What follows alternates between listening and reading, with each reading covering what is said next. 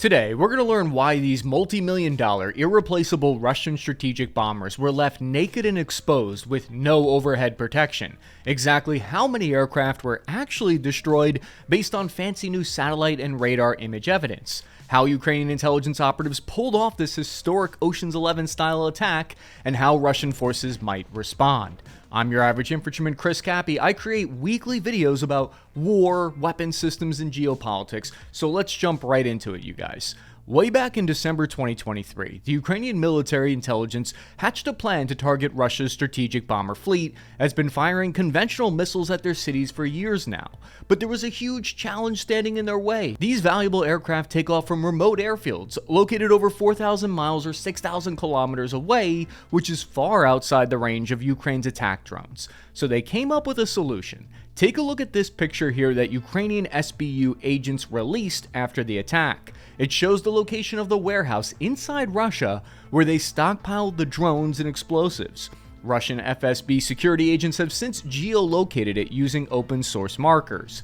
It was in Chelyabinsk, which is right near the border with Kazakhstan. This indicates to me that the drones were smuggled through the international border here, which would make sense because Kazakhstan has long been a smuggling route for products that the West have sanctioned since then and not allowed to go into Russia. You guys, this part is nuts. During the course of the 18-month-long Operation Spiderweb, Ukrainian SBU agents successfully smuggled across the border about 140 first-person view kamikaze drones. Now, as someone who's been smuggled across the border into Russian territory before, I can confirm this is not an easy feat. These undercover agents prepared special wooden boxes with dozens of drones under remote-controlled hatches that would blow open with a signal. They then placed shipment orders through an elaborate system of shell corporations and dummy contracts, which sent unwitting Russian civilian truck drivers right past target air bases on the same exact time on the same exact day. On the morning of June 1st, as the trucks stopped at gas stations, restaurants, or simply drove down the highway,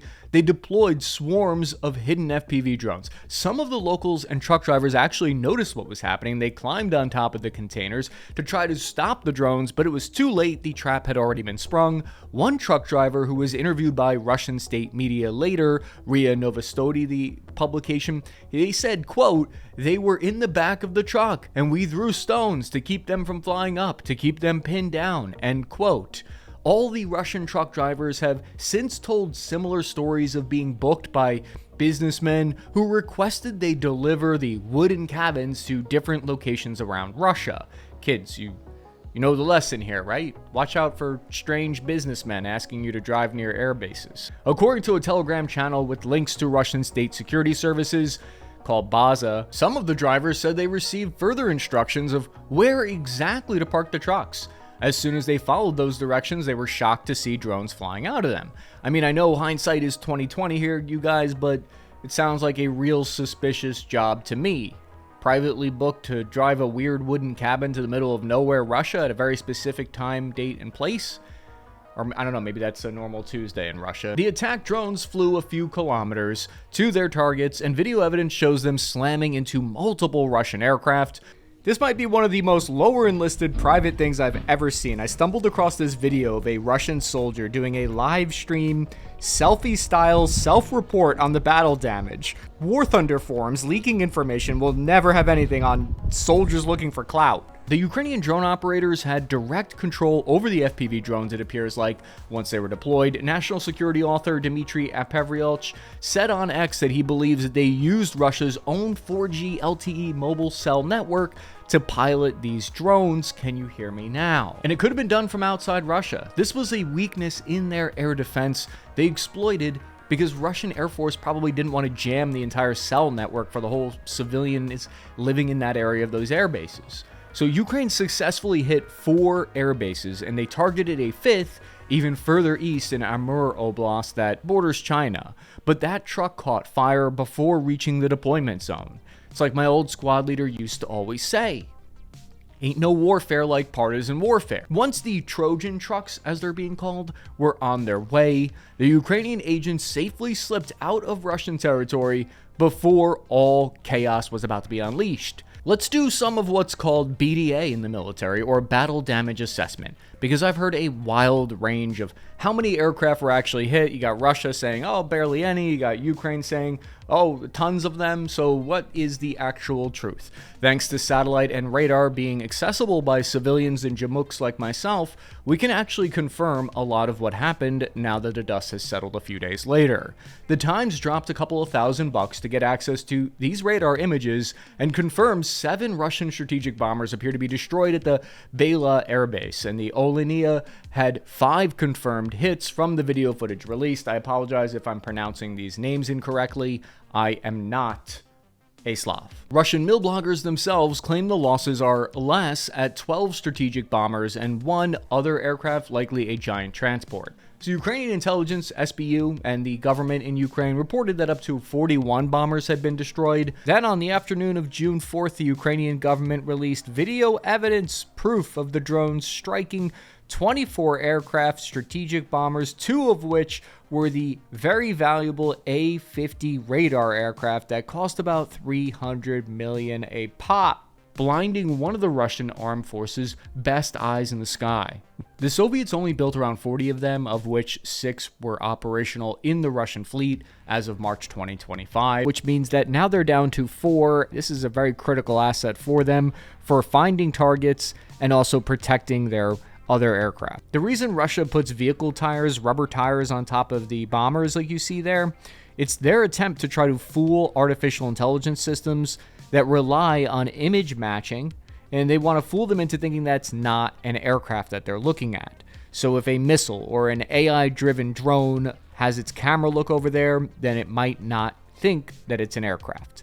I guess that explains why I've been seeing so many image capture tests that look like this recently. Since the Russian defense industry can't produce these aircraft anymore due to the production lines being shut down decades ago, these are some actually irreplaceable aircraft.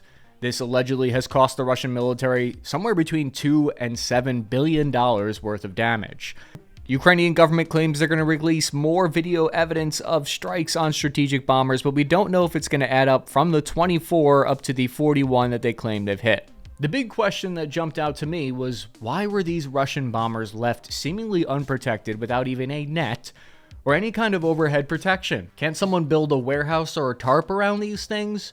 I mean, can't we be bothered to just put a net over them? There are several reasons for this. One of them possibly has to do with an arms control treaty, the Strategic Arms Reduction Treaties between the United States and the USSR, in particular START 1 from the good old year of 1991. It's a successor to the New START Treaty from 2010, and those treaties required some level of transparency of strategic nuclear delivery systems. If I can count your bombers from space, I know you're not hiding extras or prepping for a surprise first strike, which meant heavy bombers were required to be visible by satellite reconnaissance and stationed in open view when not actively flying. No hangars or hardened shelters were allowed for this asset. You see, America does the same thing. It's why their B-2 bombers are on full display for satellite imagery at Diego Garcia Air Base, and it reduced risk of accidental nuclear war. However, fast forward, and it also means that they're vulnerable to drone attacks. Now, you might point out that Russia has suspended their participation in the New START Treaty in February 2023, so they aren't bound to it anymore. And the US is no longer bound to it either. But there's also the feeling that geography was a protection all of its own, and that these remote locations are safe from attack. Over the past 3 years, Russia has moved some of these bombers away from air bases near Ukraine's border in an attempt to avoid exactly this kind of sabotage from happening. So there didn't seem to be a huge incentive to start covering up bombers with giant construction projects if it didn't seem necessary. But apparently, in hindsight, it was necessary. Even if it's only 10 strategic bombers, that would amount to a devastating loss. And you might say, well, they only lost a dozen bombers, they still have like 60 or so more. But that's not exactly an accurate way of thinking about it, because oftentimes you need your bombers resting, refitting, and being repaired. These assets are on what's called a rotational readiness model. So availability is never 100%. So usually a third of the fleet can be expected to be active, then another third is going to be in refit, another 20% might be just temporarily grounded for deep refit. It's a strategic loss because Russia lost their ability to address a multi-front war as easily. The air leg of their nuclear triad might not have been completely broken, but it may have been destabilized. So why are these bombers so important? Quickly, I think I need to put into context for us all the gravity of what just happened. Only 3 countries on planet Earth operate a long-range strategic bomber fleet: the United States, China, and Russia. These are the most expensive and powerful weapons and the means to deliver them that humanity has ever produced. Ukraine targeted Russia's Tu-95, Tu-22M3 bombers, the primary strategic strike platforms for both nuclear and conventional cruise missiles. They can fire nuclear weapons 5,000 kilometers after flying a max range of 15,000 kilometers. That's what makes them so special. These bombers have been used in the past by Russia to conduct attacks inside Syria, which at one point did help them turn the tide of that war. These bombers are often seen on show-of-force runs throughout the Arctic region. They often harass American pilots near Guam, Alaska, and near the border of NATO countries around the Baltic. You've probably seen footage of their fighter jet escort pilots buzzing American pilots. They conduct these kind of probing missions with the strategic asset of these bombers. It's the tools with which great powers prod at one another, and now Russia's ability to prod at one another or project power has been severely damaged. What will the Russian government and military response be? Russian state media has so far reported that the US wasn't involved in planning of the attack. Big sigh of relief that they're saying that. This would certainly be reason for concern for us if they were saying otherwise, or at least officially.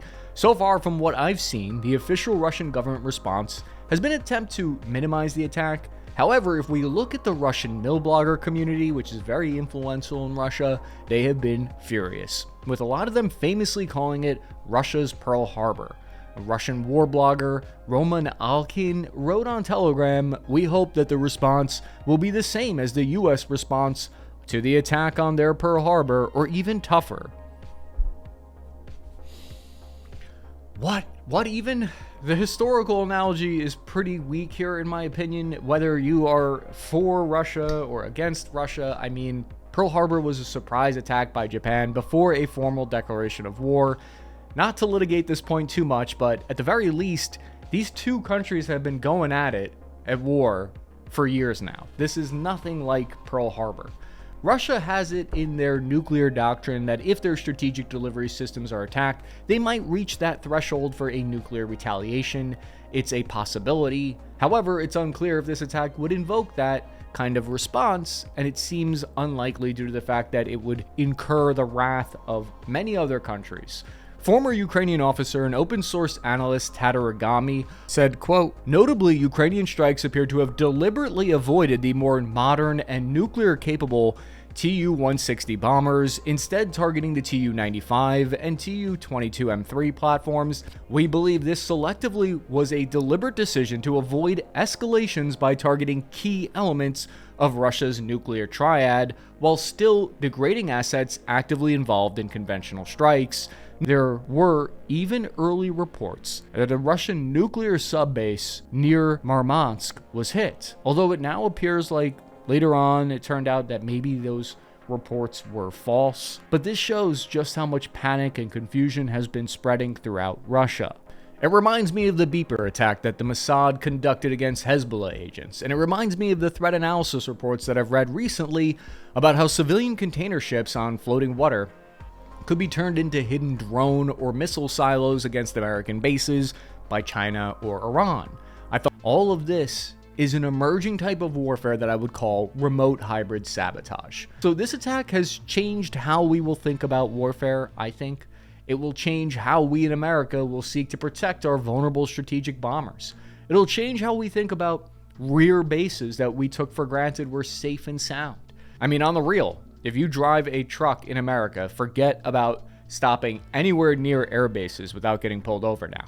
It's one of those events that will be studied in military history years from now. And obvious lesson to me is that point defense is necessary everywhere now. If you want to see all sources and show notes for this episode, to follow along with the research, just go to cappyarmy.com. If you're like me, you're thinking Russian soldiers should have had better counter-drone weapons. The US Army's thinking the same exact thing. Check out the last video I made about the US Army's new 30mm airburst grenade gun. I'm your average infantryman, Chris Cappy, ending this transmission now.